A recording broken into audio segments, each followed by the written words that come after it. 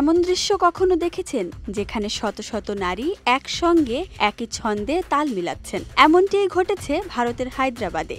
শত শত নারী একসঙ্গে নৃত্য করে বাথুকাম্মা উৎসবকে যেন বিশ্বমঞ্চে তুলেছেন এক অনন্য উচ্চতায়। অর্জন করেছেন এক নয়, দুটি গিনেস ওয়ার্ল্ড রেকর্ড। বিশ্বের সবচেয়ে উঁচু বাথুকাম্মা ফুলের সাজ এবং সবচেয়ে বড় তেলেঙ্গানা লোকনৃত্যের খেতাব। ভিডিও ফুটেজে দেখা যায় বিশাল এক ফুলে সাজানো টাওয়ারকে ঘিরে নারীরা একযোগে নৃত্য করছেন। তাল, ছন্দ আর রঙের মেলবন্ধনে যেন এক জীবন্ত ফুলের উৎসব।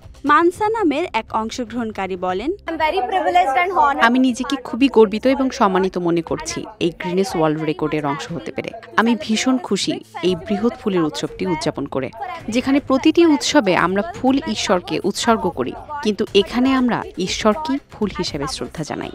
প্রায় 1000-এরও বেশি নারী অংশ নিয়েছেন এই অনবদ্য আয়োজনে। 66.5 ফুট উঁচু, 11 ফুট চওড়া আর 7 টন ওজনের ওই ফুলের টাওয়ারে সাজানো হয়েছিল গাঁদা, চন্দ্রমল্লিকা আর সেলোসিয়া ফুলের 11টি স্তর। প্রতিটি স্তর যেন এক একটি রঙিন গল্প, এক একটি ভক্তির প্রতীক। এই আয়োজনের মাধ্যমে তেলেঙ্গানা রাজ্য ও অন্ধ্রপ্রদেশ জুড়ে নারীরা শুরু করেছেন 9 দিনব্যাপী অনন্য ফুলের উৎসব বাথুকাম্মার উদযাপন। এই উৎসব শুধু রঙের নয়, নারী শক্তি ও সৃষ্টিশীলতারও প্রতীক।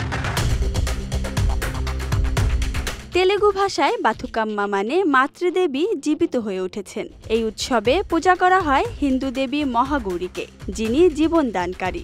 বাথুকাম্মা উদযাপন করে পৃথিবী, পানি ও মানুষের পারস্পরিক সম্পর্ককে আর নারীর সৃষ্টি শক্তিকে জানায় শ্রদ্ধা ও সম্মান। এটি শুধু একটি উৎসব নয়, এ এক জীবন্ত ঐতিহ্য, এক রঙিন প্রার্থনা যেখানে প্রতিটি ফুল হয়ে ওঠে নারী শক্তি, ভক্তি আর জীবনের জয়গান।